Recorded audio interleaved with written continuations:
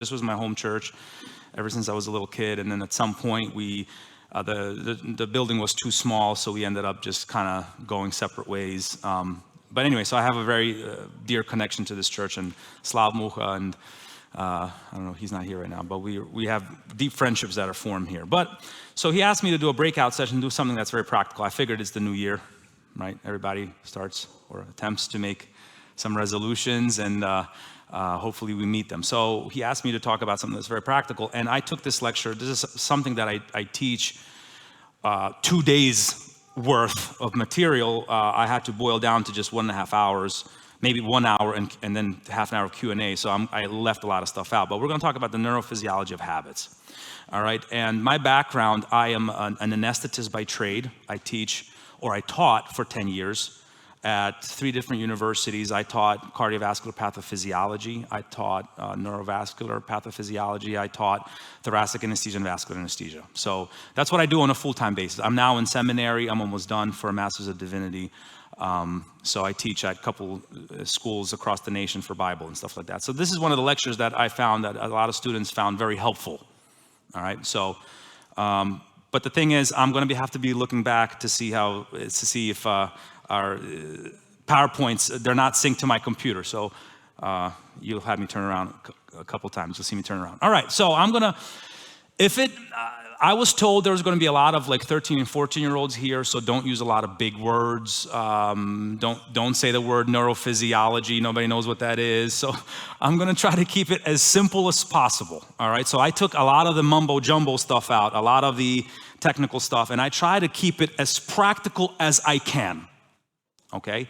And the reason why I feel very strongly about this topic is because growing up in the church, we have a dichotomy.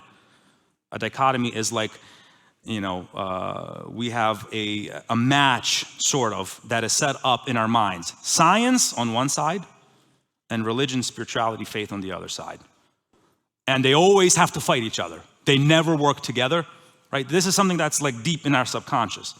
And we always have these apologetic discussions, science versus the Bible, you know, and it's like, but what I have found being immersed in the Bible and being immersed in science, like I have a master's in science, I have found that for the most part, they work hand in hand, all right? Science is just an explanation of how the world works.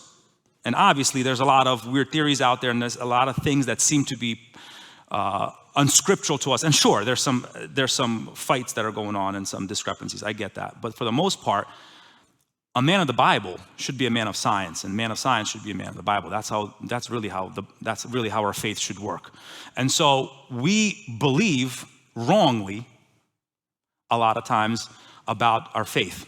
All right. And today I'm going to hopefully open some things up for you to think about. And the one thing that I really want to just hone down on today, I really want you guys to understand this, is that I want to explain how self-control works, why we have a lot of things wrong about self-control. Why is it that we always hear, and if it even was said this morning from the pulpit, that a lot of times we make a decision to do something, okay? We want to stop doing X, we want to do here, we don't want to sin here, we want to stop doing this, but we never find the strength to do it. And we always say, oh, I don't have the self-control, Lord, give me more self-control. And we're praying, Lord, give me self-control. And the entire life we're praying for self-control and nothing really changes. It's because self-control doesn't work at the moment of decision. We're going to learn that self-control works in setting up an environment that will give you cues to automatically respond, because that's how habits work. All right, so let's talk about this. So the brain, and I'm going to keep it very simple, is composed of two. If you can separate the brain, you have the executive function and you have the deep subconscious brain. All right, the executive function is usually referred to the frontal lobe. That is something that you decide to do. Today you're going to make a decision what you're going to do tonight, who you're going to meet, who you're going to, you know, what you're going to say, who you're going to text. All these things are in your subconscious brain, which, I mean, at the forefront, the executive control. These are single decisions that you make that are important decisions, all right? However, our conscious minds, our frontal lobe has very little content or even connection with the deep subconscious brains. And this is what 50% of our life is in the habit realm. We don't think about what we do day to day. What is your bedtime routine like? Do you wake up in the morning? What does your Bible reading plan look like? What does your prayer life look like? That has nothing to do with the decisions you're going to make today. That is deep inside your brain. These are deep-seated, habitual behaviors that you have deep inside the brain that you formed, and very hard to break. All right? So that's a deep subconscious brain. And the deep subconscious, the whole point, the body, the brain wants to save as much energy as possible to allow for executive decisions. It doesn't want to deal with what you're gonna wear today, how you're gonna brush your teeth. Is it up and down? Is it side to side? How you're gonna do your toothpaste? Are you gonna go from the middle? Are you gonna go? All these things, the brain does not want to waste energy on things that really don't matter. So the incentive of the brain, as much as possible in every possible situation, is to throw everything into the deep subconscious brain so that you do life out of habit. So that you have energy to make decisions during stress, so that you have energy to make decisions when you're in a new situation like today in a conference on a Friday morning. Your brain is not interested in what you're gonna wear, how you're gonna talk, none of that stuff. All that stuff's habitual. But the habitual stuff is what makes our life our life. It's what makes people a man of faith or a man of doubt. It's what makes us Bible readers or not Bible readers. Do you have a prayer life? All these things are not in the executive control. They're all in the deep brain. So we're gonna talk about these things today. All right? So Wendy Wood, she is a psychologist at the University of Southern California. She reviewed 64, she did a meta-analysis. A meta-analysis is when you do a study of multiple studies. All right, that's what a meta-analysis is. You can do a study studying 30 people, 40 people, 50 people, and that's a study. But when you do a meta-analysis, you take all the studies that were ever done on a specific topic, and then you form conclusions from the meta-study. So she did a meta-study, included 5,000 participants, and she has concluded that for occasional behaviors, your conscious decisions ruled, and people with strong attitudes just did them, self-control. The stronger the plan, the more likely they were to perform them. In other words, what's an occasional behavior? Coming to a conference, donating blood, what you're gonna preach this Sunday, what songs you're gonna sing this Sunday, who you're gonna call to include in your worship team. All these things are occasional behaviors. But actions that could be repeated often. Intentions mattered very little. In other words, self-control goes out the window. The will goes out the window. When we say, sila воли, я захочу и сделаю, all that stuff does not matter for habitual behaviors, all right? Actions that could be repeated often, intentions mattered very little. People had intentions and motivations to do certain behaviors, but their behavior did not follow. You have the intention to do Bible reading plan. You have an intention to do, to be more thoughtful, to be more forgiving, to be more loving, to be more spiritual, to have more faith. All these things, these are good intentions. Your behaviors will not follow. All right, because your life is a habit, is a big conglomerate, is just a big habit, and it's all in the subconscious behaviors, but your motivations are in the forefront, so there's a mismatch, all right? So there's a myth that behavior is changed by self-control and willpower alone. I mean, this is what we teach from the pulpit. This is a biblical teaching. This is what we say. Decision and will simply aren't the tools to use for making continued sacrifices to persist at a new goal. And Paul talks about this, by the way. See, this is where science and religion comes hand in hand. There's an ironic effect. All right, there's an irony. When you want to stop doing something, it actually energizes you to do the very thing that you don't want to do. Paul talks about this. He says, I didn't want to covet. If I tell you right now, hey, when you guys are going to be leaving here, please do not kick or please do not hit those 3 buttons on that white little thing hanging there. What is it that you want to do now? Your hands are itching now, right? If I'm walking out here and I say, hey, please don't kick this stand because the wheel is very loose.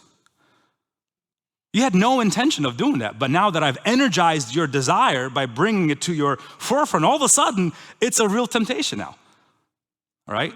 So Paul talks about this. So participants were asked not to think about white bears for 5 minutes. This is an actual study. Don't think about white bears. For 5 minutes, do not think about white bears. What are you guys doing? Who was thinking about white bears before I said this? Who's now thinking about white bears after I told you not to think about white bears? All right. So I'll tell you, ring a bell every time a thought of a bear comes to your mind. Just ring your bell. But you have to work really hard. So it's one of those things you have to try to think about other things. Try to think about Babe Ruth and his baseball record. Just try to flood your mind with other behaviors. But if you think about a white bear, just ring the bell. So these people rang the bell 5 times. All right? And then the same participants came in the next day and they were asked, all right, now you can think about white bears. So they rang the bell 8 times. Now, a different set of participants and were asked to think about white bears. And they were not told not to think about bears. They just said, if you want, you can think about white bears as you're doing this activity. So they rang the bell less than 5 times. All right, and they were not asked to suppress their thoughts. So the conclusion of this study has found, this is the conclusion, that suppression of certain behaviors energizes those behaviors and undermines our decisions to achieve certain behaviors. All right, a lot of guys here, you want to change your phone use. You want to stop watching certain things. This is the common problem in the youth. If you go about day by day, I'm not going to do it. That's all you're going to be doing. Right? And so today we're going to talk about some things that will help us in our walk. And we'll see where self-control, the biblical fruit of the Spirit, self-control, actually plays a pivotal role. All right? Because at the moment of decision, self-control has zero effect. You have to be like Daniel. On his way to Babylon, the Bible says he put it in his heart not to sin against the Lord. He didn't wait until the moment. There was self-control happens on the road. Self-control happens when you're in an environment and you have the ability to change your environment, which we'll talk about all these things. All right. So 50% of events we do in life is habitual. So think about it. 50% of all the things that you're going to do today, awake hours. So you're going to be awake until 12 o'clock. So between now and 12, all right, so for the next 12 hours, 6 hours of your day you will do things simply out of habit. You have zero control, zero motivation, zero desire. It will be simply habit. All right, let's go to the next slide. Now, good or bad, I already told you this, that habits emerge with practice, all right? And the brain is interested in saving energy for tasks that the brain deems important, especially new activity, new environments, where you have to make a decision about, are we buying this house? Are we buying the new car? Are we selling? These are new executive decisions. So it needs energy to think about these things, all right? And this is why Barack Obama, when he was president, he wore the same suit, the same shirt, the same tie, the same pants, the same underwear, not the same, obviously, same color. And this is why schools have uniforms. Is because if you spend half your day trying to impress your friends and trying to look a certain way, your brain doesn't have the mental capacity to learn a new task. And this is why all the private schools, when the public schools where I went to, we're like, yeah, we're a cool public school. We can wear whatever we want. And then the really high end, like the Masterman, which is like one of the highest rated schools in this area, they were all in uniforms. They're like, they suck. But they got a hold of some scientific evidence that pointed out that the whole purpose is if you wear the same thing every single day, it leaves a lot of energy for your brain to do executive function. All right, so that's what your brain is trying to do. So they did functional MRIs. An MRI, obviously, you're scanning your brain so it's at 5 millimeters of slices. All right, you do it this way, and then you do it this way. All right, but a functional MRI, it traces the flow of blood as you're doing an MRI, all right? So you're looking at the blood flow. And activity in the brain regions shifted. And how do you know how activity shifts? Well, you look at the blood flow. If there's a certain part of your brain is doing a lot of work, it needs a lot more blood because it needs more oxygen, it needs more energy. So you can conclude that if a part of your brain receives a lot of blood, that means, wait, that activity requires that part of the brain to do that activity. So that's how you make that conclusion. So activity in brain regions shifted as people repeatedly performed a task and started responding more automatically. So technically speaking, when people initially learned a task, their brains showed marked activity in areas involved in decision-making and executive control, the front of the brain. With repetition, they have found that brain activity increased in other parts of the brain, not involved in executive control, but involved with repeated action. All right? So there's a lot of science to what we're going through in our faith. There's a lot of science with our behaviors. This is not simply a work of the Holy Spirit in your life. The Holy Spirit, sure, it is the work of the Holy Spirit. It is the fruit of the Spirit, but there's a lot of science that points to what happens on a natural level. You know, when Jesus calms the storm, sure, there's a spiritual battle, but certainly there's a natural effect at what happens. So he didn't go against science. He used laws of science to overcome laws of science. I mean, God created this universe. God created the natural world out there, and we have to learn how this works. Look at the rat studies. So rats, when they were focused on reward, pressed a lever in a cage. All right? And usually that lever had a water bottle with cocaine. All right, so they drank a little cocaine. They liked the high. All right. Next day, they came in. They knew that if they would press this lever, they would get cocaine. So they formed a little habit, right?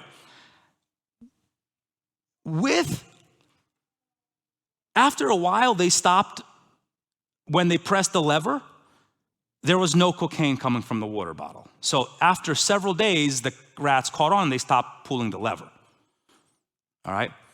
However, if you let the rat go for a month, and the rat came into the cage, saw the lever, saw the water bottle, all right, and it became a habit now. And when you stop the cocaine after pressing the lever, after 30 days, the rats just kept pressing the lever because now it was a habit. Does that make sense? In other words, they came in, pressed the lever, they got cocaine, next day lever, cocaine, next day lever, cocaine, 3-4 days. The scientists stopped the cocaine, they stopped pressing the lever. It was not enough time to form a habit. But after a month, after they formed a habit, they came in, it was just lever, cocaine, it became part of life. Scientists stopped the cocaine, but they kept pressing the lever. They came in, they pressed the lever, and went on eating. It just became a habit. So that's how habits work. All right, even after removing the reward, rats kept pressing the lever. So what does this tell us about habits that we form? It tells us everything we need to know about contextual cues. Our life is determined by the environment around us. You come to bed, you have your phone next to you. You've been there 25,000 times. And when I counsel people, I know why you're struggling. You have to change the contextual cue for your bedtime routine. How do you do that? In my house, there's a rule. All phones of my kids, first of all, they don't have access to the internet, but that's besides the point. All phones at 9 o'clock comes to my bedroom, and I'm gonna charge them overnight. And you take the phone the moment you're leaving the room. You're not waking up with the phone by your bed. You're not going to sleep with the phone by your bed because why? That's a contextual cue to do a behavior that you've already learned to do and that you've received a lot of reward for. When I get up in the morning, the first thing, my routine in the morning, I get up in the morning, I roll out of bed, right onto my knees. I don't go to the phone, I don't go to the news, I don't go looking at my text messages because there's a reward in looking at your phone. If you look at your phone right now, man, you got a new DM, I got a new text message from the pastor, just right now. So there's a reward about, someone's contact, I wonder what it's about. So it's a contextual cue. So how do you get rid of that contextual cue? You put the phone on silent. You put the phone away. My children, they need to wake up for school. They have a regular old school alarm clock from Amazon. $20, you put a little dial in and it rings in the morning and it wakes you up to school. You don't need the phone. So what do we learn from these rats? We learn that the environment primes your life. This is why parents will say, Покажи мне твоих друзей, я знаю, кто ты, I know who you're going to become. Show me your friends, I know who you're going to become. And you're like, Mom, I'm not going to be like that. There's no way I'm going to be like that. That guy's crazy. I'm going to share the Lord with him. I'm going to pull him in the right direction. Not going to work. You find yourself in an environment that you're primed to form habits. All right? And self-control at the moment of decision it doesn't work. Self-control you can exercise right now by going on Amazon and ordering an alarm clock and making a decision, I'm going to leave my phone in my parents' room for the night. Oh, that's going to change a lot of behaviors this year, right? But your self-control will be exercised in doing the right thing right now, not in the moment when you wake up, and it's just habitual at that point. And start rolling out of bed and go on your knees for 3 minutes. First thing you do. Don't go to the bathroom, nothing. First thing you do, you roll out of bed, you go on your knees. Lord, I need a word from you today. My routine in the morning is I drop on my knees, I go to the bathroom, and then on my ride to work, I listen to my daily devotion for the Bible. I read the Bible, I listen to the Bible 5 times a year. That's the first thing. I need to get to work and I need a word from the Lord before I start my day. That's my daily routine. Is it because I'm a spiritual man? Is it because, no, I formed that habit. Because the science tells us that that's how habits are formed. All right, let's keep going. I already talked about this. President Obama wearing the same suit. All right, effortlessness is a defining property. The brain wants to use as little energy as possible for life because it wants to make a lot of room for executive decisions. And half of your life, all right, is spent in habit. You're not even thinking about it. All right. How did Coach Tony Dungy, you know, he's a Hall of Fame winning coach for the Indianapolis Colts. How did he train his team to win the Super Bowl? All right. He had a very unique way of doing it. Usually, today, a defensive coach will say, all right, this is how you respond. Now, I'm not a big football guy, but this is, as much as I know, there's football buffs out there. Forgive me for my bad lingo here. All right, you got the defensive linemen, you got all the team members, and you're looking at, you know, the guy who's going to snap the ball and the quarterback. You're going to see who's lining up, right? Do they have a tight end, right? Do they have 3 receivers, 2 receivers, a running back, a fullback, right? And you're trying to set up your defense to match that. Tony Dungy said, none of that. We're not going to do defense this way. I'm going to train you simply to react out of habit. Standing the guy in front of you, and that's it. If he, at the snap of the ball, moves his left foot to the right, this is your response. And that's all it is. It's just like habitual because you want to be as fast or faster than the other guy. You want to anticipate his response, right? So don't do the executive control, try to figure out what they're going to do with their defense. Just forget about all that. Just look at what they're doing and just train your body to respond. All right, you're in the defensive end here, and the guy at the snap of the ball does 2 steps back. This is how you respond, boom. And it becomes automatic. And that's how he won a Super Bowl. He did win. How many Super Bowls did he win? Does anybody know? Anyway, the whole point is he turned the world around him into a habit. He turned everything around him into a contextual cue to react. Food eating. We eat in response to available cues. As long as there's food on our plate, we keep eating. How do you eat less? You put less food on your plate. I mean, that's just basic science. Studies consistently demonstrate that when participants served more food, they ate more.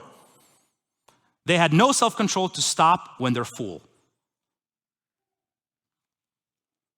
Preschooler study, marshmallows. Each child got a marshmallow. They were told, and this is 4-year-olds, all right?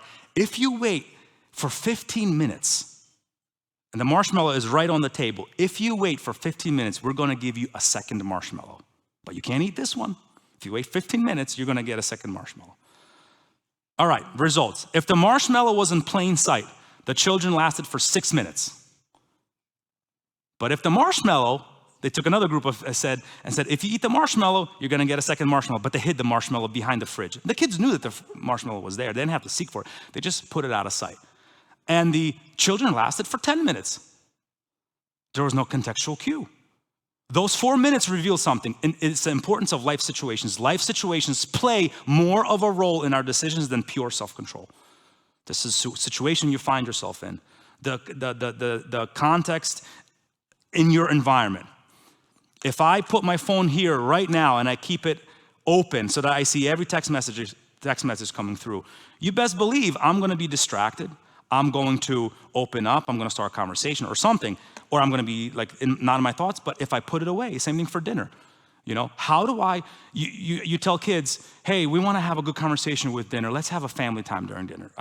Okay, well, if they have their iPads laying next to them, obviously it's a contextual cue, but you have to put everything away. So the whole point here is that we can arrange, and this is the interesting thing, we can arrange the world around us in a way that enables success and development of good habits and good spiritual habits. We can arrange the world around us in that way. All right, and we can arrange the world around us to break bad habits. We can do that. It's not enough to have self-control at the moment of decision. Your brain doesn't work that way. Your brain is not interested in having executive function over every decision you're making in life. Your brain is trying to save that for something else.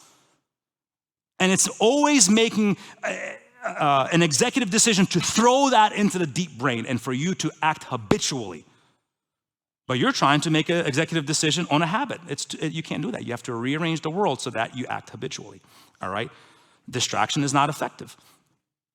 Temptations are quashed, so stimulus control, when they remove themselves from the situation or remove the opportunity to do that tempting thing. So when Paul says, flee sexual temptation, you know, the Bible never calls you to, it's very interesting, the Bible never calls you to fight in those situations. The Bible never calls you to fight your temptation. The Bible says just flee. Remove yourself from the situation. Right? So that's science. That's exactly what science says. It's contextual control, stimulus control. You remove yourself from the situation. Don't put yourself in that situation. Yeah, but I remember a guy once told me, yeah, but that's not victory. Victory is when you have victory in the situation. Not quite. Victory is when you know, my dad told me a story once. I don't know if it's true, but it demonstrates the point. A very rich man needed a private driver, a chauffeur, all right? And he took them out to a cliff to see who would be the most experienced and the most, the best driver of them all. So he said, all right, show me your skills. So the one guy drives so close to the cliff, he's like, his wheel is off, and he's like, and very impressive driving. All right. The next guy takes it a step further. He's like hanging off the cliff, and he pulls back and he uses the handbrake, and it's just amazing. The third guy stays 10 feet away from the cliff. Or so demonstrates point. Which guy was probably I'm not saying which guy was the coolest. I'm saying which guy would get you through life. Which guy will get you to your goal? You know, I do anesthesia on a daily basis. To do a simple procedure, honestly, you can do anesthesia 10 different ways. And it depends on how you want it, what my preference is, what I'm comfortable with doing. I can do deep sedation, I can do LMA, I can do intubation with gas, whatever. We can figure it out. It depends on, like, what is it that you want today? Do you have issues with nausea, vomiting? What's your, do you have sleep apnea? Like, am I gonna be struggling with airway if it's deep sedation? Stuff like that. So anyway, what I've learned is that nobody, if you make a judgment to do anesthesia in a very unsafe way, but it's faster, it's more convenient maybe for the patient, because maybe there's a little bit less nausea, but no one's gonna, and let's say you did it and it's questionable. If it's ever in a court of law, it's questionable. No, and if you got away with it, no one's gonna come to you and say, good job, you got away with it. No one's gonna say that. But if you don't get away with it, your life's over. But when you do get away with it, no one's gonna say, wow, good job. Nobody cares. Because you could have done it much safer. But if you do it safely all the time, you'll get much further, right? You have less chance of being sued and stuff like that. It's the same thing here. If you set up your life in a way that feeds good habits, that's where self-control is applicable. It's not applicable in the moment of decision. All right, and we're gonna talk about that. You wanna go to the gym this week? I'm gonna start going to the gym, all right? I'll tell you right now, I'm gonna ask you one question, and I'll tell you who's gonna make it by the end of the month and who's gonna fail, all right? Which one of you made plans to go to the gym this week. You know the time and the date and who's picking you up and who you're going with. Anybody? Or you're just gonna wing it?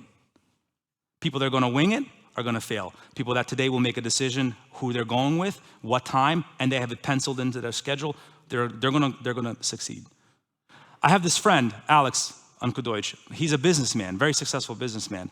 And whenever I call him, and this is, and see, I'm a music director, and we have an upcoming music director right there, Andrew. Say hello, Andrew. I'm embarrassing this guy. But anyway, so he's trained to take my spot, Andrew, so I want to embarrass him. But so what he does, if I want to make a decision in the music department, or if I want to make a decision with people, I used to do, hey, посмотрим, завтра станем, будет видно завтра. You know, we'll figure it out tomorrow, like it's not a big deal. And Alex would be like, no, you take a pencil, take a paper, let's put it down. Because me, if I just, we'll figure it out. If that's what you do, it won't happen. Because the moment of decision comes on a Tuesday morning, you're like, I don't want to take care of it right now. But if you've written it down, you already have people accountable to you. You're accountable to people. It's going to happen. So where is self-control playing a role? It's playing a role right now in you writing things down. All right? So we'll talk about that a little bit more. All right, so let's see here. Germans were given personal data assistance. Now, this is probably back in the time where iPhones weren't a thing, right? So anyway, they were given personal data assistants to carry with them. These data assistants beeped 7 times throughout the day. And when it beeped, they had to record whether they experienced any desires at the moment that were counterintuitive or it conflicted with the goal that they had for that moment. So in other words, if I want to go study right now, let's say I want to go study a book, but I'm also laying down in bed and the thing beeps, I'm like, oh yeah, I'm doing something that conflicts with my goal for the moment. I want to study, my desire is to study, but I'm finding myself laying in bed, right? So that's a conflict of desire versus what you're actually doing. So anyway, the results, these are the results. The participants who took a test, and they scored, now you can take this test for yourself just to see where you stand, but people who responded high on self-control tests seldom reported resisting desires, period. What does this mean? That means throughout the day, they never had a conflict with their goal. Let me explain what that means. They simply did not experience many unwanted desires. People with high self-control did not have many urges conflicting with their goals. Now, let's try to make sense of all this.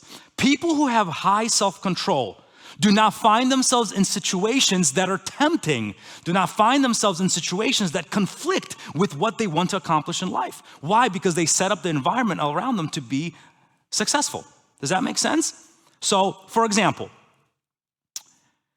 you want to study. You go to college. You're going to make a decision tonight, I'm going to come home and I'm going to study. You have 2 situations. You have a group of people that go, or you go to the bedroom to study. I'm going to say, I'm going to go to the library to study. Who is going to study? The guy in the library. What's going to happen in the bedroom? Do you have the self-control to study? Or do you find yourself falling asleep and not studying? So you wake up the next day, you haven't studied. Your desire was to study. Your intention was to study. You were motivated to study. It didn't happen. Why? You put yourself in a situation. There was a bed there. It was a contextual cue for you to not study. It's not your fault. I don't blame you for not studying. I mean, that's how the brain works. Why are we surprised? That's how it works. If you put yourself in a library, people are studying. There's nothing that stimulates me to go to bed. Everybody's studying, so that's what's going to happen. So people with high self-control found themselves in the library. People with low self-control found themselves in situations that conflicted with their goal, and they had no self-control because at the moment of decision, because self-control, that's not where it works. So self-control, it involves putting yourself in the right situations to develop the right habits. All right? And the people in the library, they were achieving success without exerting much effort. They were proficient at automaticity. All right. I'm going to skip.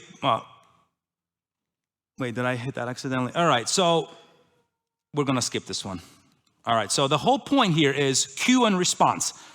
Habits are cue. You see a cue in an environment. You see a piano. All right, you see a piano. I see a piano. All of a sudden, I'm in a worship mood, right? If I see a book, I see a computer, it's like, all right, time to read. I see my Bible on the table, I'm gonna read. If I see my phone on the table, I'm gonna take a look at it, I'm gonna be distracted.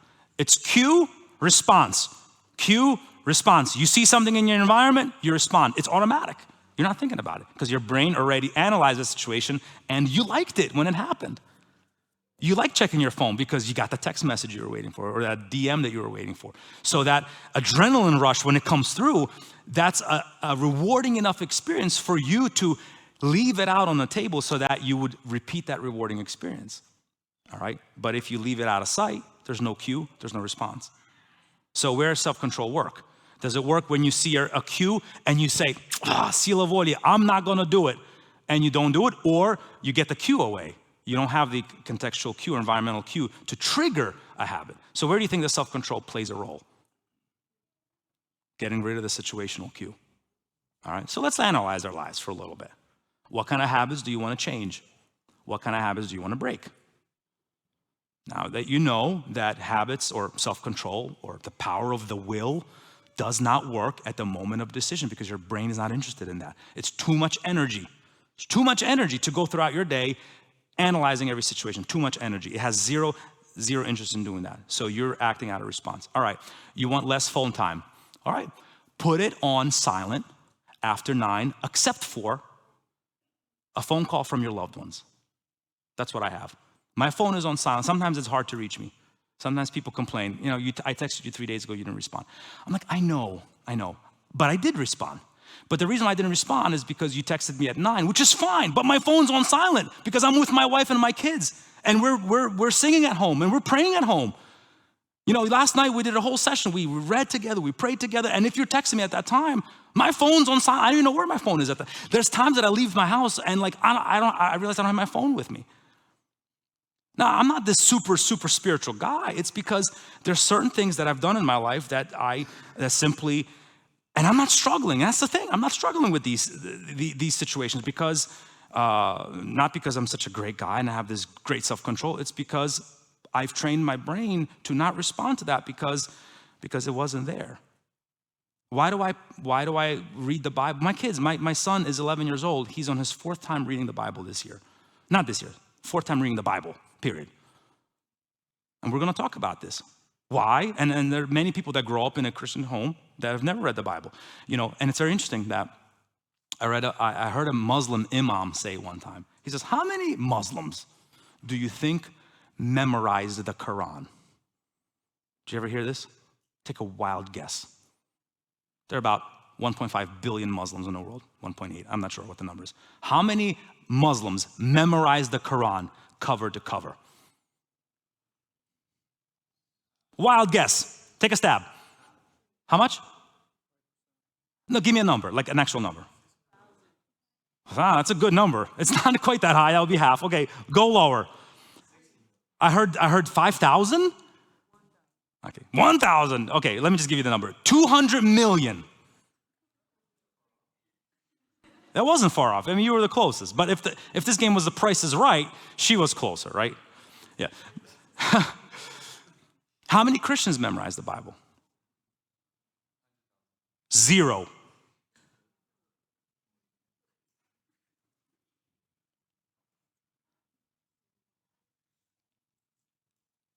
And why is that? I mean, I don't memorize. It's a lot. Obviously, we have 50 translations, right? Like, there's a lot going on, right? And the Bible changes every year, right? They take things out and they put things in, right? Because of manuscripts and stuff like that. So, what does that say about do we wonder why our Christianity is weak? I mean, how do you change that? Is it enough to just have self-control to do it? It's not. Жизнь показала. This is our life. Like it's there's a thing that they teach us when we take civic law or we take law, anesthesia law or something. The act speaks for itself.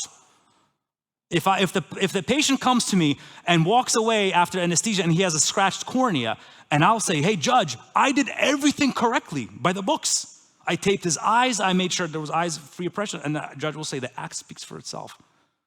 He came to you with no scratched cornea. He left with a scratched cornea. I don't know what you did. I don't know what protocols. Maybe you have to change your protocols. The point is he walked away with a scratched cornea.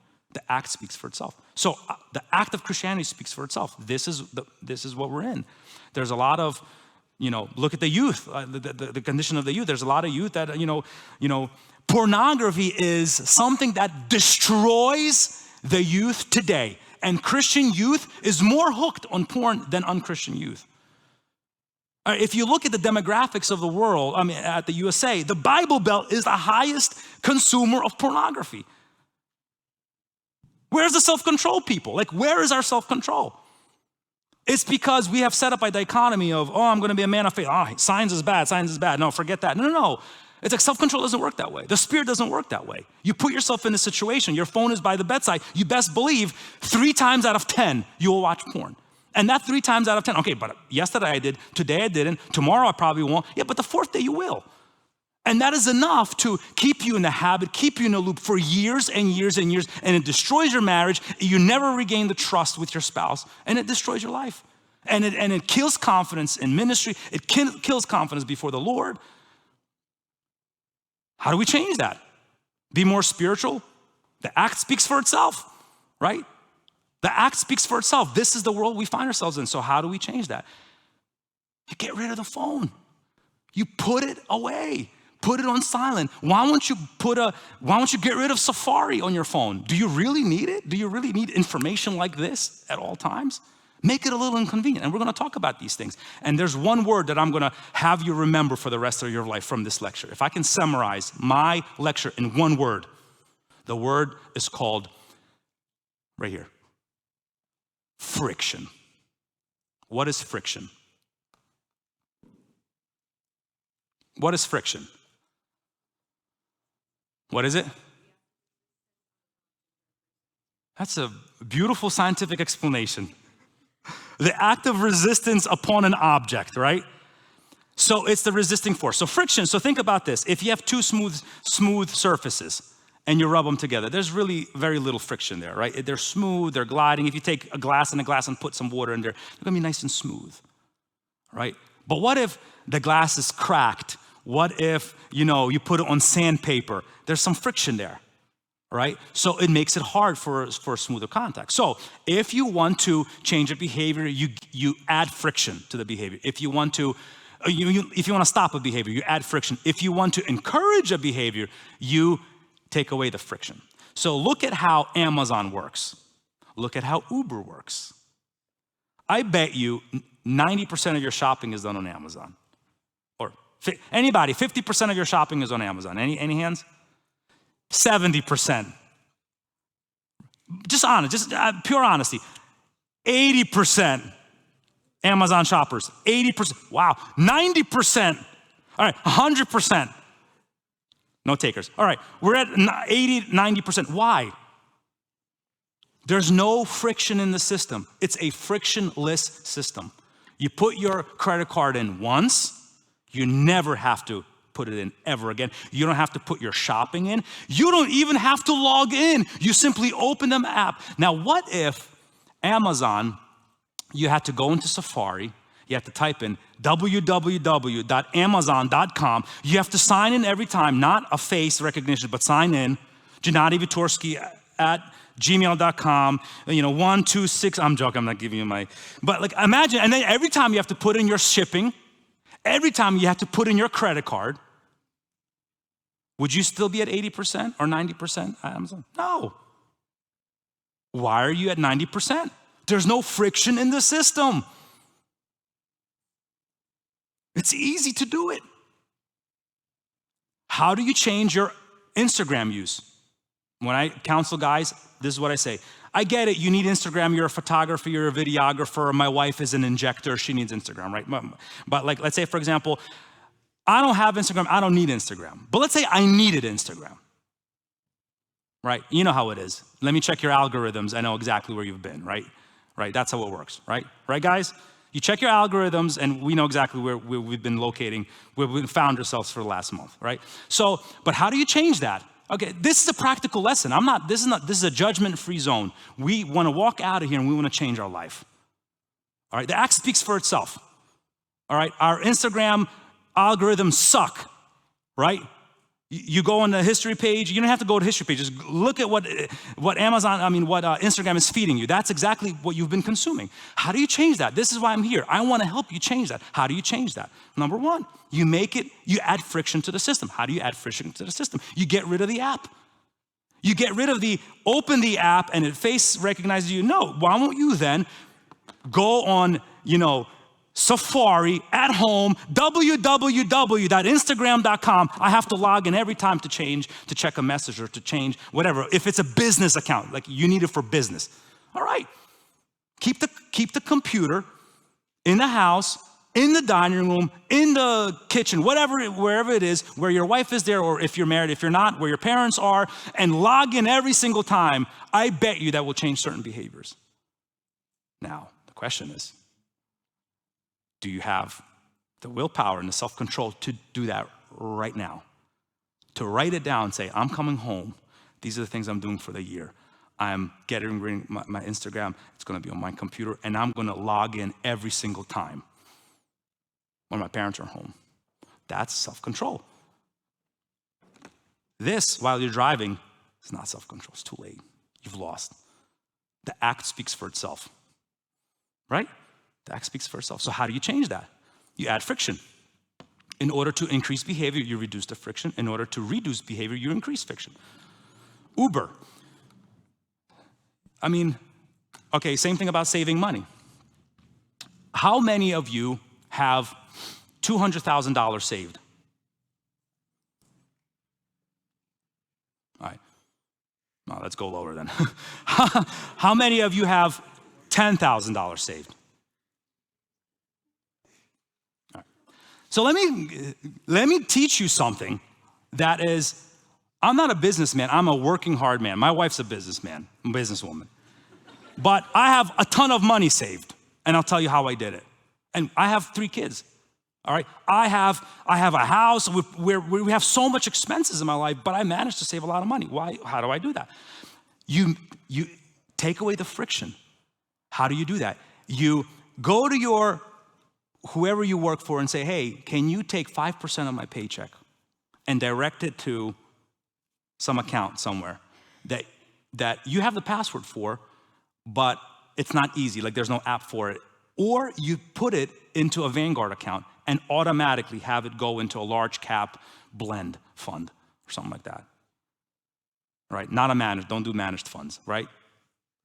Large cap blend, S&P 500, 5% of your paycheck, 3% of your paycheck, and just forget about it. Forget about it, and just watch 10 years from now what's gonna happen. You've made it easy. You don't have to actually take money. This is why tithing, a lot of people have trouble with tithing, is because I have to take money out of my pocket. I have to look at all those bills. It's very hard to do every single time. What if you do it automatically? What if you set up your tithing on an automatic thing? You set up, 150 a month, 200, whatever you guys decide. And just let it be part of the system. And like you're not thinking about it, it's just done automatically. This is how they get you with memberships. Oh, free month, the first month free, absolutely. If you want to cancel anytime. People are stuck on memberships their whole life. I don't even know how many memberships I have. Because it takes a lot of work to find that email, to find how to cancel it, call them up. They don't make it easy, they make it very hard, but they make it very easy to sign up. What have they learned? What do these advertising companies learn? They understand the power of friction. They make it very easy to join, very hard to cancel. It's not easy to cancel at any time. You have to find the time to call and get a reason. Now you're uncomfortable, and now it's like, yeah, fine, it's not a big deal. It's a headache calling them. So they got you, right? So friction.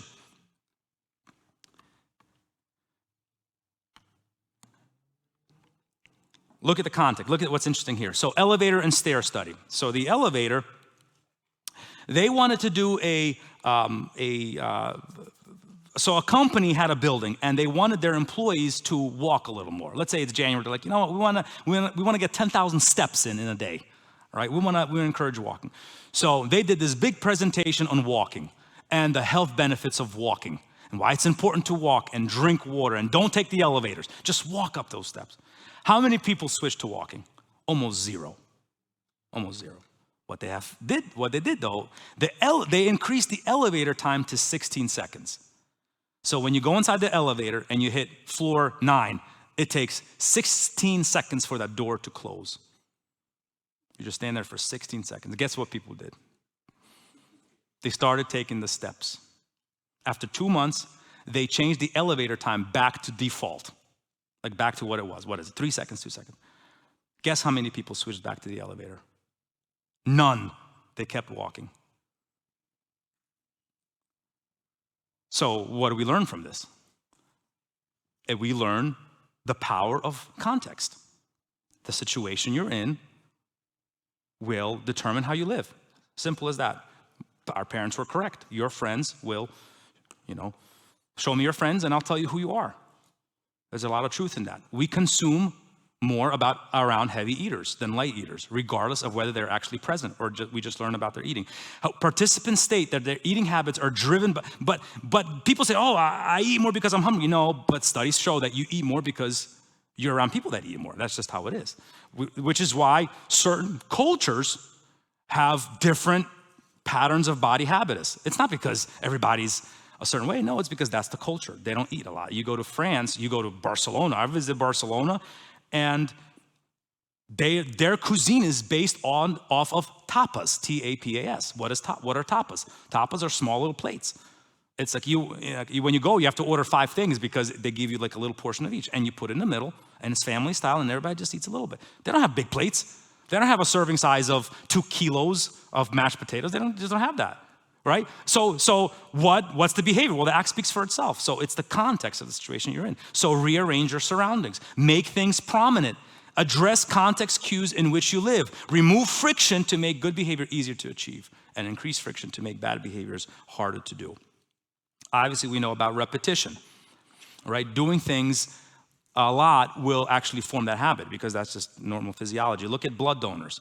So if you have never donated blood, here's what they found. So if you want to donate blood, let's say you make a decision today, I really want to donate blood. Well, that's an executive control. You've never done it, right? But now you want to do it. So your brain will exercise executive control. You actually think about what you're doing. So you're going to go and find a blood donation site. You're going to make an attempt to make an appointment, all that stuff, right? So if you are intentional about giving blood and you had strong plans to do so and you feel very strongly about blood donation, if you've done it less than 20 times, it is the same as beginning donors. In other words, you still have to exercise a lot of executive function and a lot of thinking to how to make it happen. Okay, but if you've done it more than 20 times, your behavior is now less intentional. But if you've done it more than 40 times, intentions had essentially no impact. You just kept giving blood regardless of whether you plan to do it or not. It's just a habit. On Fridays, you go give blood. So that's repetition. All right, let's keep going. We already talked about this, gym goers. We said that people who write things down will get it done. All right, reward. Let's keep going. I want some time for Q&A. All right, so keeping your life as consistent as possible will help you your habit grow. So like I said, every morning, my routine, I get up in the morning, whether I like it or not, I drop on my knees.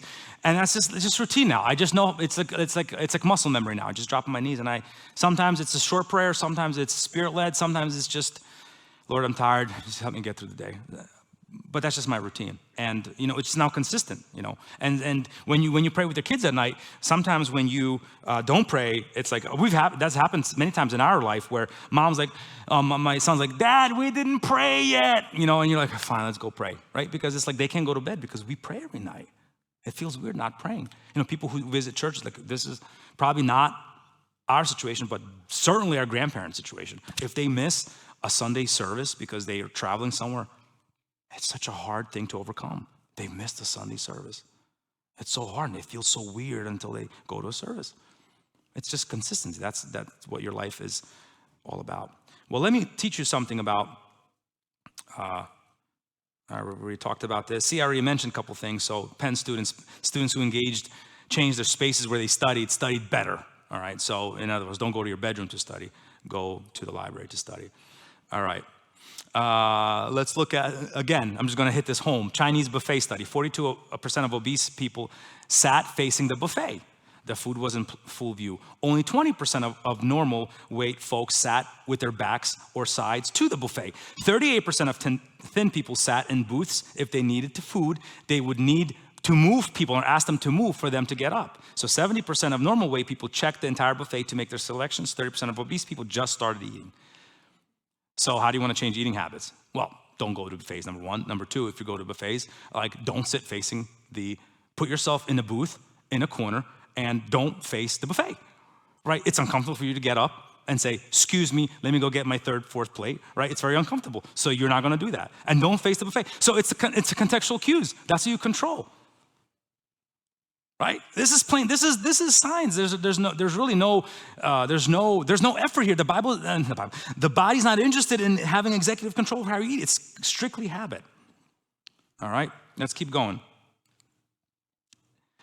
All right, so this is one of the things that, like, for all the married people, this is, I've been married for now 16, it's gonna be 16 years, and we are absolutely in love. I feel like it's just like gotten better and better and better and better, all right? So, and I'm not here just to brag. I'm here because I've learned something, and I think it was done accidentally in my life. And as I reflect, I'm like, oh, that's what was happening, But it's this, what happens is when you habituate, or when you do habits, daily habits, you start being desensitized to it, all right?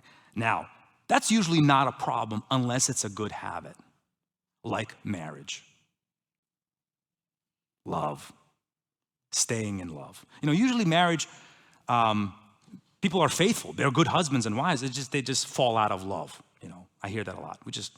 We're just like roommates now, or we love each other. Like, I care for her, but it's not that in love feeling. Obviously love is not the in love feeling, but it's nice when it lasts, right? So again, it's all science. There's nothing wrong with falling out of love. I mean, because you're not meant to stay in love. You're meant to just love and sacrifice and continue providing for the family, and it becomes a very habitual thing. That's what the body's designed to do. Scientifically, it makes sense. However, you can tweak it a little bit, because if you get desensitized to a habitual habit like marriage, in order to bring the feelings or stay in love or bring the feelings back, you actually have to introduce a discontinuity so that the habit of marriage is thrown back into executive control. So now you actually think about, oh, this is why we're married. This is why I fell in love with you in the first place. So how do you do that? All right. Do something that you've never done before. Go skiing together. Go on a date again, or go painting, or go throw paint at each other some. We've done that before. We go to paintings where we just throw paint at each other. Or allow. And it's funny because I was teaching an IDT this year, and there was a man there sitting in the back, and he had 11 kids. I kid you not. This guy was from Canada. He had 11 kids. And I have to say, when I was teaching this, I was like, I want you to tell me if I'm wrong. Just tell me that's not how it works. You're too inexperienced to talk about marriage, And he's like, yep, you got it. He was like a very conservative dude. Like, he wasn't like I consider myself more of I'm not a charismat, but I love worship, But this guy was like, he came from a church where you're not allowed to wear ties. I mean, all these things are frowned upon. And he was like rooting me on. And so I said, in my marriage, for example, obviously we have kids and we have a lot of family responsibility. But I remember this one time, a couple years ago, my wife was listening to K-Love, right? And on K-Love on Father's Day, the guy or the host said, the best thing you can do for your husband, wife, what the best thing you can do is ask him what he wants to do and just let him do what he wants to do for the day. And so my wife's like, happy Father's Day, hon. What do you want to do? Just tell me, I don't care. It could be by yourself, go with the boys or something like that. I'm like, this is a trick question, right? Like, I know you're trying to test my love here or something. Like, no, honey, I want to stay with the family. Let's go. No, honey, I'm serious. Like I heard this thing on K-Love. Are you sure? Can I go biking? She's like, yeah, go biking. So I went mountain biking. I'm like, I came home. I'm like, this is incredible. So what we've learned is to allow some discontinuity, healthy discontinuity. In other words, hey, why don't you go out You want to go with your boys ice fishing to the north? Go ahead. I'll take care of the family. Hey, you want to go meet with your friend in LA? I'll take care of the family this weekend. And then you meet up. And so if you do it on a regular basis, what happens is you break up you introduce a discontinuity to something that's so habitual, you're completely desensitized to it. And you're sleeping next to a person who you love dearly, but you're just desensitized to the emotion. And that's very physiologic. That's what happens. It's very normal. Don't beat yourself up. Don't beat your husband or your wife up saying, you don't love me anymore because you don't have those feelings. No, it's normal. This is what happens with our bodies. I didn't fall out of love with you. It's just like, now it's life. Now it's 20 years of marriage. Now it's, kids, and it's just, that's how it is. But so how do you change that? Well, you introduce discontinuity. In my marriage, I took a lot of, not a lot, but I take call in the hospital. In other words, I do a 24-hour shift to cover emergencies. So about 4 times in a month, I have to be away from my wife because I'm doing surgeries. I'm like doing C-sections and stuff like that. So, and then when I come home, it's a different experience. So by default, completely by accident, we had this discontinuity in our marriage where we got together. We're like, oh, I can't wait to be with you tomorrow night. You know what I'm saying? Because tonight I can't see you today. So it just kept this love just alive. Besides that, my wife's a really awesome person, but she's a great person. But so anyway, so discontinuity. So how can you create discontinuities in marriage, not in marriages, but in situations where you feel like you're just like habitual? Well, in marriage counseling, sometimes we say, hey, man, sometimes you just need to separate for a month, if you guys are fighting, or something like that. Sometimes you have to go take a trip. Like in healthy ways, there are ways of doing it, all right? All right, let's keep going here. I'm almost done here. And I want to leave time for questions. Okay, the greatest continuity, though, is moving. I don't know if you ever saw this video of a high school quarterback. I think it was a quarterback. I'm not sure if it was a quarterback. But he was in Florida, and he was sitting with his mother, and there was a couple of caps in front of him to decide where he's going for college. And his mom wanted for him to go to, I think, Alabama or Tennessee, but he chose Florida. And his mom walked off the stage. Did you ever see that video? Because she was so disappointed in his choice. You saw that? So the backstory is this guy was caught up in a gang in Florida. And the mom just wanted him to move and get away from the gang. Well, guess what? He got caught up in the gang. He had to leave the school. He was traded into another school and nothing happened of his life. He was like a top recruit. And he had full ride to Alabama to play football. So his mother knew something that he didn't know. So you have to remove yourself from the situation. And the greatest discontinuity is moving. So if you're ever in a situation where things are just not going well, your kids, and it's just like so much, and you're like, you don't know what's going on, the church is not going, just get up and move. And that kind of like resets your brain to do, and there's a lot of science behind that. All right. But they also can stop good habits. So a lot of times when I teach IDT students, it's like, I know you guys have been here for, a couple months in Bible school. You're going to come home. And the habits you form today are not going to necessarily translate into real life. You have to restart it.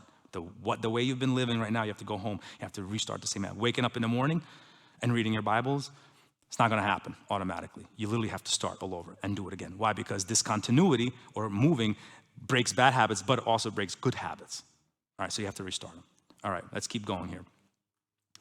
Stress strengthens habits because when your brain is under stress, cognitive control is not functioning. So, people always say, if I add a lot of stress to your life, if you're in a situation where you're rushing to work and someone cuts you off and you get angry, blah, blah, blah, it's not because it's simply like you do not have the executive function to control yourself. It's just you're acting out of habit. All right. So stress in your life actually solidifies habits.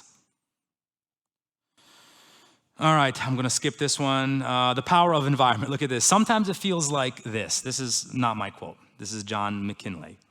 Sometimes it feels like this. There I'm standing by the shore of a swiftly flowing river, and I hear a cry of a drowning man. So I jump into the river, I put my arms around him, I pull him to shore, I apply artificial respiration. Just when he begins to breathe, there is another cry for help. So I jump into the river, reach him, pull him to shore, apply artificial respiration. And then just as he begins to breathe, another cry for help. So back in the river again, reaching, pulling, another cry, reaching, pulling, applying, breathing, and then another yell. Again and again without end goes the sequence. I'm I'm busy jumping in, pulling them to shore, applying artificial respiration, that I have no time to seek who the heck is upstream pushing them all in. So the whole point of the story is, it's the power of environment. It's like, well, why do you do things every day? You do things every day. You're pulling them out of the river. You apply respiration, pulling out respiration. And you're just saving all these people, and you just don't have the time to say, hey, let me go upstream. See who's pushing all these people in. So it's the environment. So how do you want to change? How do you want to, sure, you can pull everyone to safety and save everyone, or you can go upstream and fix the situation upstream, fix the environment. Why are they falling in? Maybe there needs to be a gate that needs to be put over the cliff or over the dam. Maybe there needs to be a warning sign there so people don't fall in, so that I don't have to save them. So the point of the story is, how do you change your behavior? You have to change, honestly, you have to change your environment, all right? So, all right, organ donation by country. In the USA, we have a huge shortage of donors, transplants, organs. Why? And why is it that Scandinavia or in those other countries, they have a huge supply of organs? Why? Because it's policy. We have to opt in to be an organ donor. They have to opt out of organ donation. Very simple. By default, you are not an organ donor. You have to actually apply to be an organ donor. In other countries, by default, you are an organ donor. You have to apply to get out of the program. So simple change, simple policy change, right? And there's good people on both sides. There are a lot of people that want to be organ donors, don't have the time to become an organ donor, right? Or they just don't want it. They don't know how. There's friction in the system to do so, all right? Different chronic diseases are prevalent in different states. Why? Because in Alaska, in Colorado, there's more of an outdoor recreation industry. So people tend to be a little healthier. Why? Is it because they have more self-control? No, it's because that's their environment. All right, so look at Katrina. So 280 evacuees of Hurricane Katrina in 2005. Their destinations were determined by random events, completely at random. In other words, they were being evacuated, and where they're going to be placed into shelter, well, it was completely at random.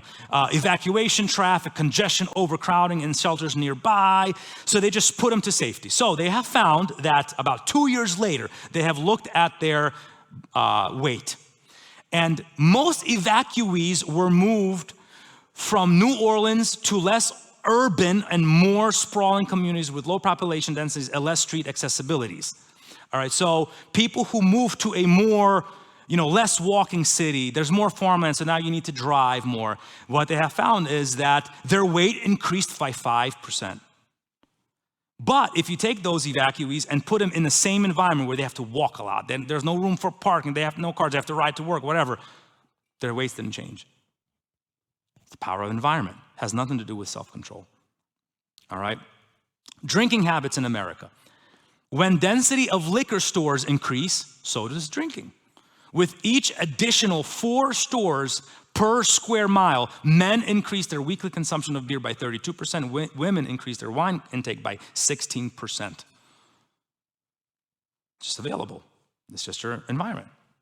If you go to a situation, if you go to a city where liquor stores are just not available, you always hear stories, hey, if I wanted to watch something bad, I had to go to some shady part of town. I had to find some magazine hidden in the guy's counter. But now it's accessible, right? So it's the power of environment. So this is why our habits change. It has nothing to do with self-control. It has very little to do with self-control. It's the power of your environment that you're around you. All right.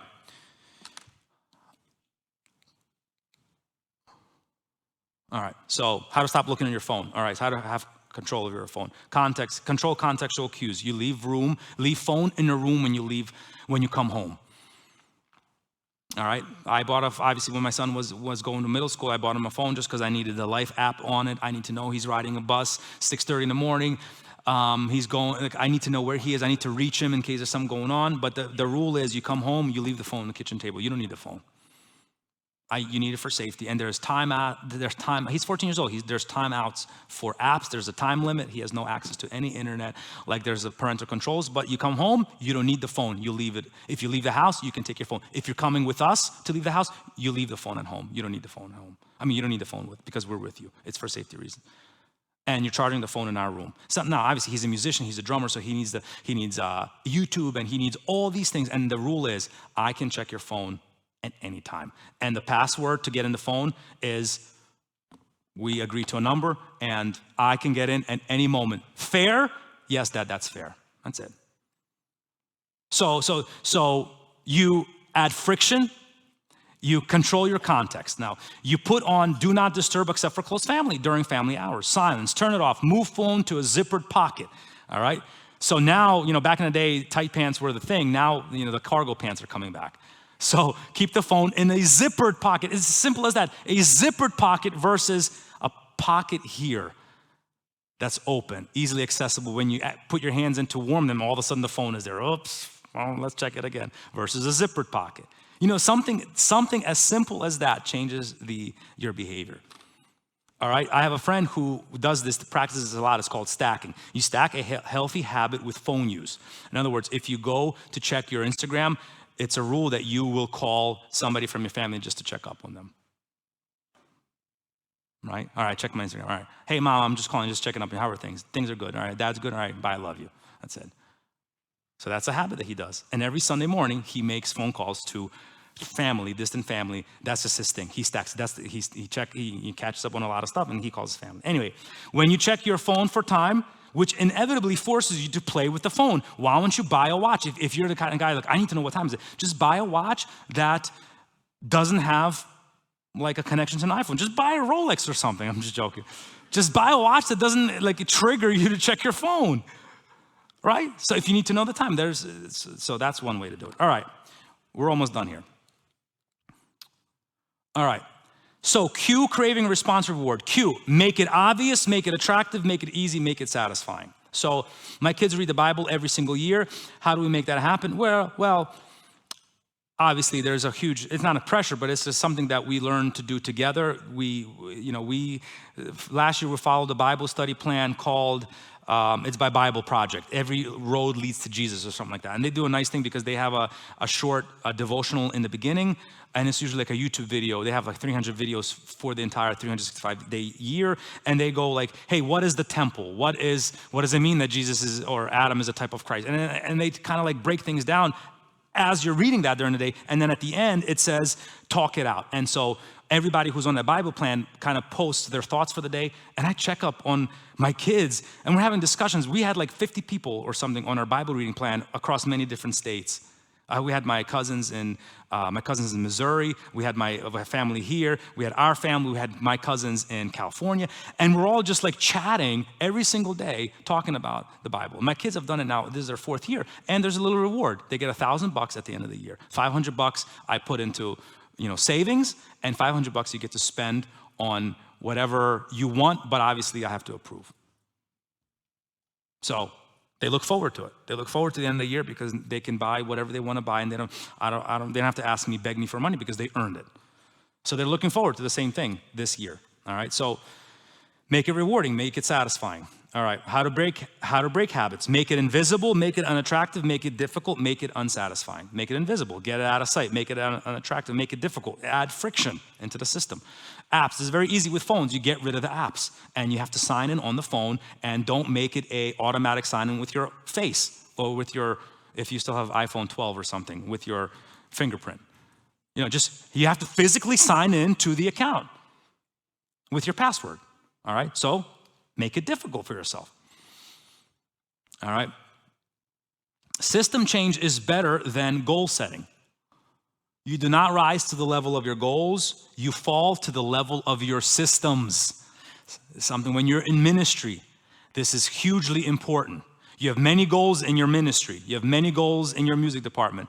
You're not going to rise to the level of goals. You're going to fall to the level of the system that's in place, of scheduling, of whatever you do. You're going to fall inevitably to the level of your system. Small changes often appear to make no difference until you cross a critical threshold. In other words, if you keep doing small changes, they have found, there was this, I don't know if it was German or UK, I think it was the UK cycling club. They have never won any cycling events for the last 100 years, except for there was this one year where they had this huge win, and now they're like a legit cycling team. And the reason why they introduced this guy, this neurophysiologist came in and said, why don't you make 1% changes in 20 different areas. Instead of making like a major change in one area, make 1% change. So they said, okay, we're gonna get you slightly better tires. We're gonna have you drink a little bit more water, eat a little bit less fat.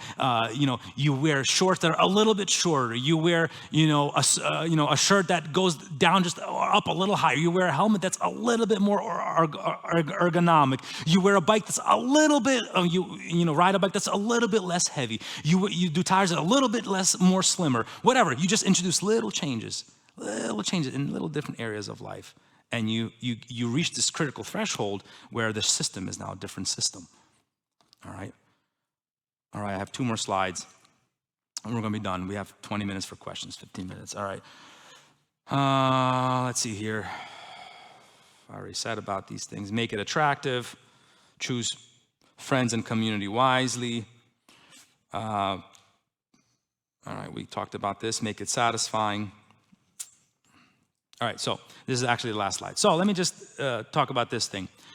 How many of you read the Bible in a year? How many of you think, let me start with this. How many of you think it's a good idea to read the Bible in a year? Like it's a good healthy habit. All right. How many of you read the Bible in a year? Actually read the Bible in a year? Well, if you think it's a good idea, how come we're not reading the Bibles? Why the discrepancy? I'm not beating up on you. I'm just kind of demonstrating the power of environment and the power of habits. And the reason why is because how many of you have a Bible reading plan that you follow? Do you follow a Bible? Do you feel like a Bible reading plan actually stimulates you to read the Bible, right? What do you think? Or you're not a fan of reading the Bible? No, I'm not a fan of reading. Oh, reading plans, not a fan of reading plans. Well, I keep leaning, but only lean on Jesus, guys. I am a big fan of Bible reading plans because I have found them, a lot of people, this is sort of where the conservatives kind of differ with the charismatics. The charismatics, and this is just something as a pastor I've observed. All right, the charismatics seem to be more of, we want to be spirit-led.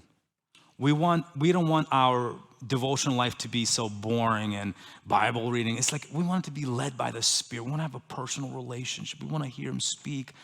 And so these are the people that never read the Bible, and they're clueless in what's going on, and every wind of doctrine that comes along, they're just there because they want to have this beautiful relationship with the Holy Spirit. And the conservatives, man, they're the ones that are suffering through temptation. They're the ones that are being beaten up and killed and sent to polar bears and burned their family, and they're like standing solid on their ground, standing solid in faith. Why? What's the difference? And the question is, who is more spiritual? Who has a better relationship? Who has the testimony of the Spirit in their hearts that they're children of God? It's the people who read the Bible. It's the people who do the boring thing. I'm going to read the Bible and I'm going to make it very simple. Like there's many times, I can testify to countless times where I'm standing in front of a pulpit and I prepared a message, but yesterday during my Bible reading plan on the way to work, the Lord spoke to me, and I say something very profound on a Sunday morning. I didn't prepare for it. It was just part of my daily Bible reading that the Spirit just spoke to me. That happens all the time. All right. So what I'd like for you to do is you have a lot of plans that you want to change in your life. All right. And the one thing that I found to be extremely helpful in setting different goals, setting different changing your system is actually the simplest thing in the world, all right? Is taking a pen and taking a notepad and write things down. And I saw an interview once, I don't know who the guy was, he was a billionaire. And someone asked him a question from the audience and said, what is the most effective and life-changing behaviors that is common to all billionaires? And the guy pulls out his little notepad. He's like, this is my notepad. We all live off of the notepad. I mean, if my bag is there, I'll show you my notepad. I don't know where my bag is, somewhere there. You literally open up a notepad. I don't know, it's somewhere there. My notepad is, all right, what things that I have to get accomplished today? And it's usually like text the team, I have to call Alex Biakon, I have to read my Bible, and it's like respond to these 3 emails, and I specify which ones I need to respond and fill out this application or something like that. And I go throughout the day, check, check, check, check, check. Before I go to bed, I write things down. What do I have to accomplish tomorrow? Tomorrow morning, I have to get up X, Y, and Z. I have to pick up my car. I have to call this guy. I have to pay this. Check, check, check, check. So this is how my life goes, all right? So if you don't write it down, it's not going to happen. If you don't write things down, your brain's just not interested. It's just neurophysiology. It's not interested in executive function over things that are minute details in your life. It's too much energy for the brain to do that. It won't remember, guaranteed, 100%, and it won't get done. So you write things down. You want to go to the gym? Write down, you want to go twice this week? Don't say, I'm going to go to the gym twice this week. Put it in the calendar. If you're working late, obviously it's not going to work Wednesday. Hey, let's meet. When are we meeting? We'll just wait. We'll just figure it out this week. We'll meet sometime. It's not going to happen. Put it down on a piece of paper. You want to read the Bible? Start a Bible reading plan. I think it works for 90% of people. For her, it probably doesn't work, but for 90% of the people, a Bible reading plan, and do it with a friend. Don't do it by yourself, or do it with a group of people. If you want to fast, we're doing a 21-day fast with a group of people that I'm committed to do a 21-day fast. All right. So it's much easier to do it when you're held accountable, and it's much easier when you write it down. And it's much easier when you put it on paper and say, hey, when is our fast over? Our fast is over on the 28th of January. I'm doing more than 21-day fast, but it ends Sunday on the 28th. Or that's Monday, the 20th, the 27th. All right. So that's really how, so you write it down and you hold each other accountable. All right. How do you change phone use? Like I said, add friction. You get rid of the apps. You put the alarm clock in your bed, keep the phone downstairs. You don't need if you don't need apps every single moment of the day, you can respond. My wife is a businesswoman. She is a legit, she's the breadwinner of the home at this point, right? And her Instagram use is literally like she puts the kids down and she opens up an Instagram and she responds to Instagram. She's going throughout the day and responding to Instagram. I see her and she's big on Instagram. She doesn't have, I don't know, she has like 7,000 followers on her professional account. I don't know if that's a lot, but nonetheless, people fly to her to get injected from Seattle, from Nashville, from Florida, from Puerto Rico, right? She has a huge following, right? But I'm looking at her patterns. I'm like, these are really healthy patterns. She's not on the phone responding. She has a time in the day where she has time for me. I don't feel like I'm a nuisance to her. I feel like our time is valuable, and yet she runs a business and she has time for the kids. And it's just like, so how does she manage to do that? It's healthy habits. How do you introduce healthy habits? Well, at the point of decision, it's too late. It's too late to do at the point of decision. All right, so you have to, today you write things down, what you want to accomplish, and you have to plan for it. All right, and just realize that temptations, it's too late to win a temptation when you're in the temptation. The Bible says to flee, to run. All right, now we have a couple minutes for questions. Is there any specific questions you guys want me to answer? Yes. I can share the slides. Actually, I emailed them the slides. The media team has the slides. So the media team, you have my full permission to give them the slides. Right. Anybody else? Yeah. Okay, so you mentioned in marriage how it becomes a habit. Yeah. Like not fall out of love, but it's like a habit. And you have to do something fun to kind of make it more satisfying relationship. How would you do that with like a relationship with God? Make sure it doesn't become like a habitual relationship, but like you keep it so you like fall more in love with God every day. Yeah. So the way I do it is so obviously it has to be habitual, right? Like it can't be, you can't be living off of discontinuity, right? You have to introduce discontinuity to make the habits more enjoyable, and you bring the habit more into the forefront. That's what you're doing. That's the whole point of discontinuity. How I do that is you go to conferences. And people, I know in our team, po konferencjach прыгает. I'm like, yeah, but I'm reading my Bible twice a year too. You know what I'm saying? Like, and I go to conferences to meet people, to share, to love, and just to be in the back row and just receiving too. So yeah, I do that. I have a couple conferences scheduled this year. I'm flying out to California. So I have all these things to introduce this continuity. Sometimes with the family, we go for like a 2-day, 3-day event where we go out somewhere in the mountains and we just I say, hey guys, we're gonna go like kind of just be separated, but I need my prayer time, you know? And I've done that plenty of times where we've went and we just kind of just like went somewhere and I just had like this alone time with God. Or I'm taking a road trip somewhere. Instead of flying, like I need to be in Charlotte or something like that. I drive and this is my alone time with God. So you introduce these little, you make life on purpose with God. But you don't live off of that, right? You live off of the daily grind, of the daily prayer, of the daily Bible. That's your daily bread. But you're introducing these little changes in schedule every so often just to kind of bring that daily grind into the forefront of you're thinking about what's happening. You understand? But people make the mistake of having that run their life. But no. You have to have this run your life. But that is a discontinuity to kind of freshen things up and you kind of start thinking about what's happening. Anybody else? All good? Все понятно, да? Yeah, last question. All right, guys, not a fully formulated question. But I think a lot of people will resonate with this. With ministry and church, I don't know everybody here, but I feel like you know, in ministry, you can kind of overload yourself. And it's like, how can you say that, like, oh, you can't like do too much, or can you? You can do too much. Like, how do you know the measure? How do you know the measure between like, too much or not enough relationship with God, like if you're in ministry, like just like it can get very like fuzzy because you're just like, well, I was at church, I wasn't wasting time, and then again you come home late and I read the Bible and you're at church and this, and then you just find yourself in a position of like, Yeah.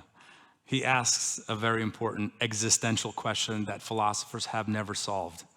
How do you find balance in life, right? Especially in ministry. My general rule is kids who are probably up to the age of 20 should be as busy as possible in church. Ministry is good. It teaches you discipline. It gets you connected. It puts you in an environment where you're held accountable. Like I was a music minister since I was 13 years old. And I grew up on the church stage. I knew I can't have a girlfriend. I never dated my wife when we got married. We didn't have a dating experience. We knew we liked each other. And it was like, she knew she liked me, I knew I liked her. And that was it. And that was our relationship. It was, you try to hang out in the same crowd and like you say little things. We had no dating because I was on the stage. You know, people would start talking. You know, I was already a deacon by that time. And my wife was 19 years old. I was 22 years old when we got married. And I came to her house and asked her, Dad, can I marry your daughter? Obviously, we knew we liked each other. It wasn't like a surprise. We knew we liked each other, right? And I said, can I marry your daughter? Oh, absolutely. Can I marry your daughter, mother-in-law? Yes, absolutely. And then like Christmas time, I come over, I propose, and we're married by springtime. Like that's our experience, you know? So, but that's because I grew up in ministry. So I did not find that to be burdensome. It was hard, but I found that in retrospect, that was very healthy. You know, now after 20 years old, obviously you have to balance now. You need to grow personally. You have to, now you're driving a car by yourself. Now you're in college. So the first part of your life, you're dealing with boredom. Kids cannot be bored. They get in trouble because they're bored, all right? On the latter half, kids get in trouble because they're stressed and overloaded and exhausted, all right? So how do you balance that? The short answer is, I have no clue, all right? Honestly, it's a trial and error. It's always, and the thing is, life is dynamic. Life is static, all right? Once you're asked a question, I was asked a question once, why is it that two kids grow up, same parents, same families, completely two different kids? Two different kids. And the reality is, they don't grow up with the same parents. They don't. They grow up with different parents. The older brother has different parents than the younger brother and the middle child, because the older brother gets to feel the fierceness of his father. The last daughter doesn't feel that. It's a different dad. It's a loving dad, right? The middle child gets no attention, so he grows up in a family that gives him no attention, right? So it's different parents. Everybody's experience is different. It's a different dynamic in the family. It's the same thing in ministry. You think you have it figured out? Well, now it's a year later, and now now you're dating, and now it's like every period of life. It's just like it's a constant, and that's the interesting part about ministry and life in general is that when you do it with the Lord, it's like He allows you to be stretched to your limits, and you're exhausted. And when you're exhausted, you say, "I gotta step back." And when you're bored, you say, "I want to do more." And that's just how life is. You never figure it out. Because if you figure it out, you don't need faith, you don't need trust, you don't get to experience, sadness, you don't get to experience, I always wondered, why is it that the Holy Spirit, being the creator, think about it, He's hovering over creation, and He's the one that brings order out of chaos. Right, that's the whole point of the Genesis story, order out of chaos. Why is it that He is groaning with creation? Why is He groaning with creation, with deep words that cannot be uttered? Why is He groaning when we're sick and He's crying out for healing? He's the healer. Why is He so saddened and grieved by people's sin if He's the Redeemer? Why is He, the Bible says in Romans 8, He's grieving for the revelation of the sons of God. He's grieving with creation until the full revelation of the sons. He's the creator. So it's that dynamic relationship. It's not balance. I don't like the word balance. It's tension. Tension, all right? Do you ever play in the gym? Did you ever have a parachute in the gym where everybody stands and takes the corner of a parachute? We did that, and everybody kind of does this to the parachute. So is it balance, or is it everybody holds it in tension? You pull as hard as you can to yourself. This guy pulls as hard as yourself to himself. So it's the tension of life that keeps things balanced, all right? The Holy Spirit groaning, God being a wrathful God and a fully loving God.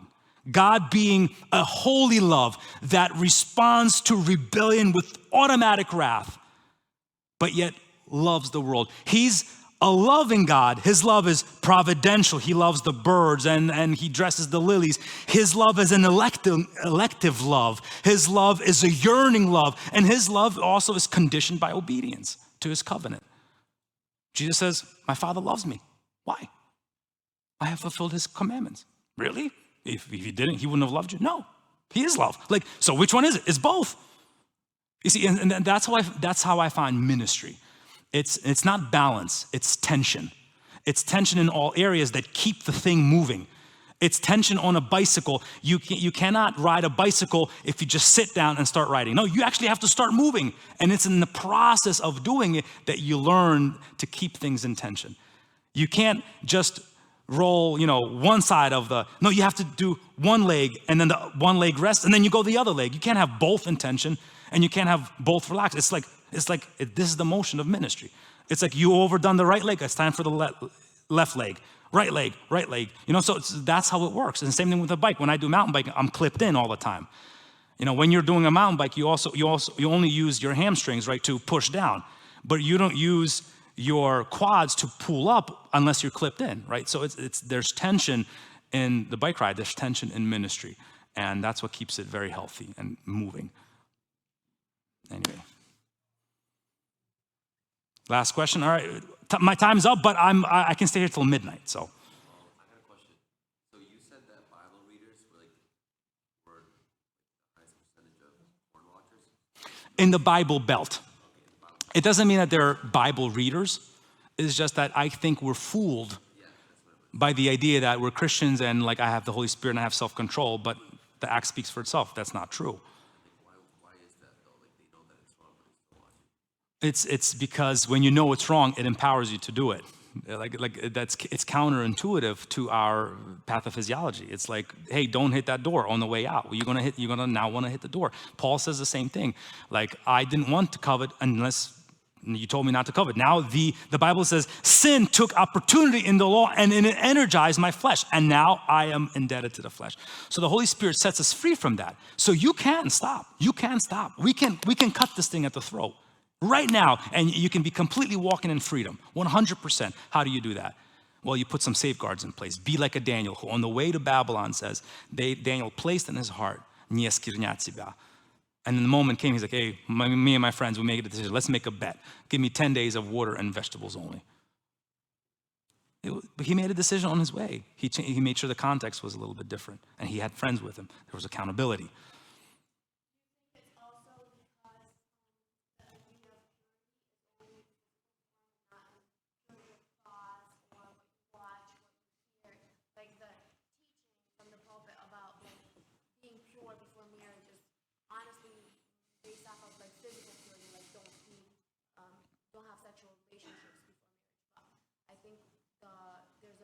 point of like, well, in your mind you should be pure as well. What you see, what you speak, what you watch, what you listen to. So I think when the emphasis is on both in your mind and in your spirit and your thoughts and your daily actions, not only in physical form, the purity, like that idea will transform into resisting like pornography or even getting freedom from that. Yeah, I think that if we, absolutely, if we hit too much on the externals, sure, absolutely, you get caught up on the externals and your heart can be full of lust, right? So the idea is, my gripe with the whole situation is that we rely so much on this experience with the Holy Spirit that we're fooled. Why does Paul tell the church, do not be deceived? Don't be deceived. Why just not rely on the Holy Spirit and will not be deceived if we rely on the Holy Spirit? But because there's an emphasis that's placed on, hey, don't do this, don't do this, don't do this. But you're right. You're absolutely right. If you focus on the physical only, you have to deal with your heart. Absolutely. And this is one thing in ministry. I mean, this is why, ministry, it can be very dangerous. Ministry can be very dangerous. And I'll tell you why it can be very dangerous. Because a lot of people feel like we're doing something for God, but we can do it very selfishly. Like I still feel like the church, for the most part, struggles with what the disciples struggled with. Who is the greatest? Because we want to stand before God and we want that crown, boy. Like we want the best reward and we want to show everybody, I've done more than you. And so we're driven by the selfish motive to get rewarded by God in front of everybody. That's pure abomination before the Lord. And God looks in your ministry and he's like, oh my goodness, your motives are impure. This is why Paul says, I'm in chains. He speaks to the Philippians and he says, and there's brothers who went out teaching and preaching and saving, but yet they're doing it with selfish ambition. He's like, personally, I don't care as long as Christ is preached. It's not gonna count for nothing. Your ministry has to be purely out of love for God and for people, and they're identical. Purely out of love. Forget about the reward. God will take care of that. But if you're doing it for the sake of reward, I want to get rewarded, it's a very selfish motive. Very selfish motive. So check your heart. All right, guys, one last question. Again, if you need to go, I can't be here till midnight. I'm here. Broad, open-ended question. But like with your background in neuroscience or whatever, I don't even know. I think this kind of fits. Like, what are your thoughts on secular music and like the effects on the brain, whatever, and like with our habits and stuff? Just like, I don't know. I am not in favor of secular music at all. I listen to exactly zero of it. Exactly zero of it. I do not listen to secular music. Ask my kids, ask my wife. I don't. How would you like It's encourage us not to? Like, what is like the effects on our brain? It causes your brain to be very small. No, I don't know what the effects is, but it destroys faith. Like it rouses lust. The book of Solomon says, do not arouse lust before it's time. Do not arouse love before it's time. So if you listen to secular music and you listen to Cardi B, I don't know what her latest song is, but like, you think you're gonna go to prayer and have a good prayer, or you're gonna be like, that song's gonna be in your head and you're gonna have some lustful thoughts. It's that simple. Sorry. What I mean, like, okay, yes, 100%. But also just like, okay, let's say secular music